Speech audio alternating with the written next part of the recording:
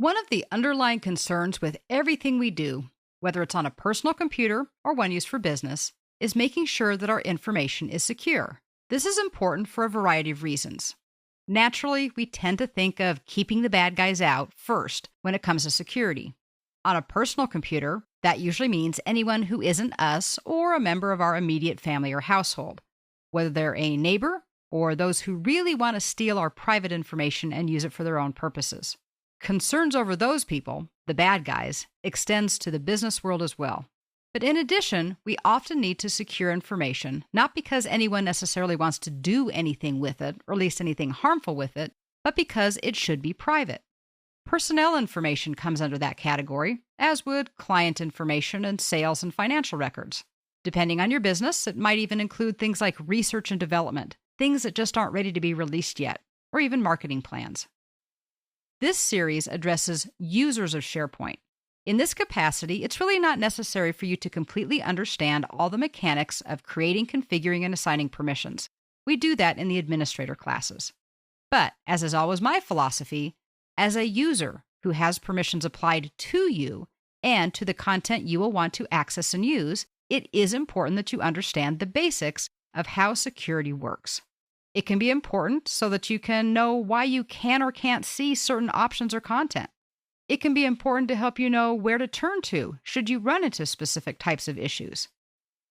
In this particular video, I want to review in a non-technical way how permissions work in SharePoint. That includes what's secured, how it's secured, and where you can review permissions. Why do you need to know about security, though? That's a question a lot of people want to know, because many times users of computer systems just don't bother themselves with security issues. After all, that's for IT and the people who do that for a living. You need to understand, though, where you can go and what you can do with content in all of the locations that you happen to use. If you can't access content or do something you want, it helps to understand the possible reasons why. Understanding why allows you to decide if the issue is something that is supposed to be happening or not.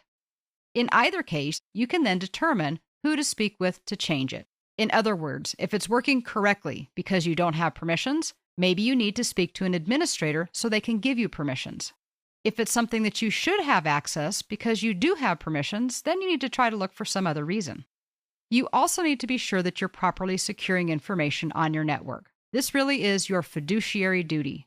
As a user of information, of business information, you owe it to your company and your colleagues, and possibly even your clients and maybe even the public in general, to keep information private and secure that should be. By the way, don't forget, as the owner of a My Site, you are responsible for permissions. It's your site, you are the administrator, and you control all of the permissions in that particular site. I always like to focus on what you're already familiar with. What do you already know? Because you're comfortable with that. And then you have a frame of reference in which you can put the new things that you're about to learn.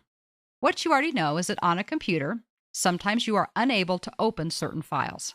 And sometimes you can open a file, but you can't save any changes to it. Everybody's experienced that. This is due to permissions. Now, people use different terminology for it, but it all comes down to permissions or security. Permissions can be placed on files, folders, drives, entire computers or devices like scanners and printers, and even entire locations or domains on networks. Really, a lot of different levels can have security.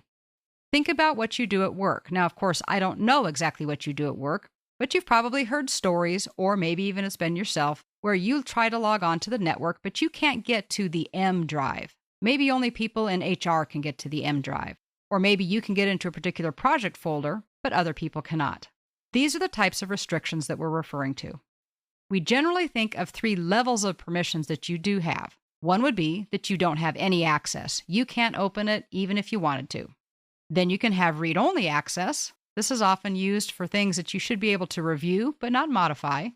Or you might have full control, where you can open, you can edit, you can change, you can do a save as, pretty much anything you want to do with the file. Now, yes, I know that technically we can have more levels than this, but these are the 3 basic ones that we think about on the standard network. The last thing to consider is that you got the access you have probably when you were hired. Now, again, we won't get into all of the intricacies of how that may have changed over time. But when you were hired, or shortly thereafter, you needed computer access. So somebody had to create a computer account or a username and a password, and they also assigned permissions to you. But when you were given computer access, you probably didn't have an all-access pass. In other words, unless you worked for a very small company, you probably couldn't get into every file, every folder, every directory, and every drive that you wanted to. At your workplace, you most likely don't have access to everything. That's just not something that normally happens. Why not? Because when your profile was created, we have to think about how that happened. Again, in a small company, or certainly in your home, it's possible that you were just given a logon and you did have access to everything. But generally, do you think when your profile was created that somebody in IT got the request, they sat down, created a username and a password, and then went through every single file, folder, drive, computer, printer, scanner, and every other resource one by one and ticked off a list and said, yep, they should be able to access that. Nope, they shouldn't be able to access that. Well, they can read this one, but they can have all permissions on this one? Absolutely not. Even in the smallest company, that would take forever for one person, much less for 10 or 100 or 1,000, or what about 90,000 employees? So that's simply not what occurs.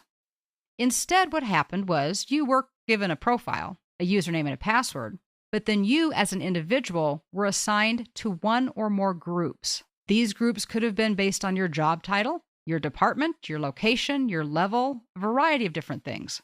For example, if you were hired as an admin, you could be put into the admins group. If you worked in HR or IT, you could be put into those groups. Maybe you were added to the Los Angeles or the Dallas or the New York or the Philadelphia groups.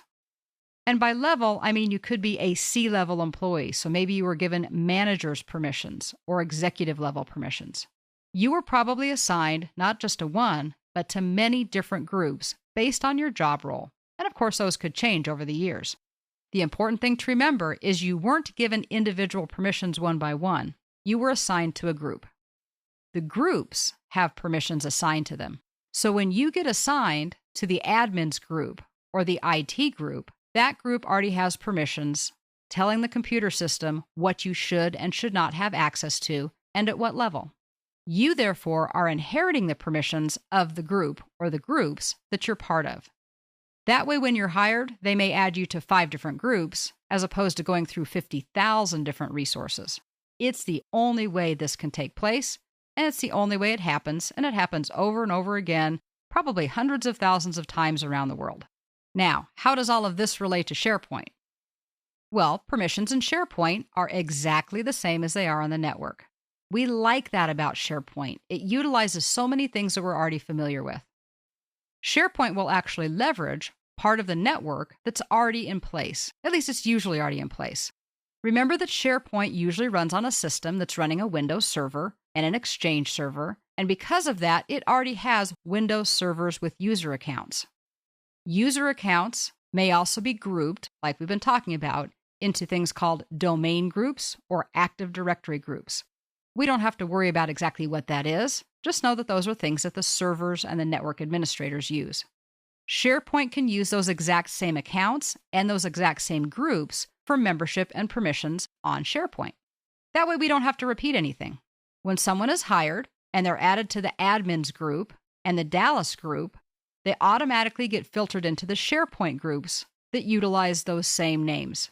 The permissions that go along with them automatically flow, and it makes it very easy. We can either add those groups, the Active Directory groups and domain groups, or technically we can add individuals to SharePoint groups. It's always better to add a group than it is to start working with individuals. When you work with individuals, you're micromanaging, and that's not what we want to do. Just like on the network, SharePoint groups have permissions applied to them. Members of the group then inherit whatever permissions the group has in SharePoint. So what about permissions in SharePoint? Let's get into the details in part 2 of this video.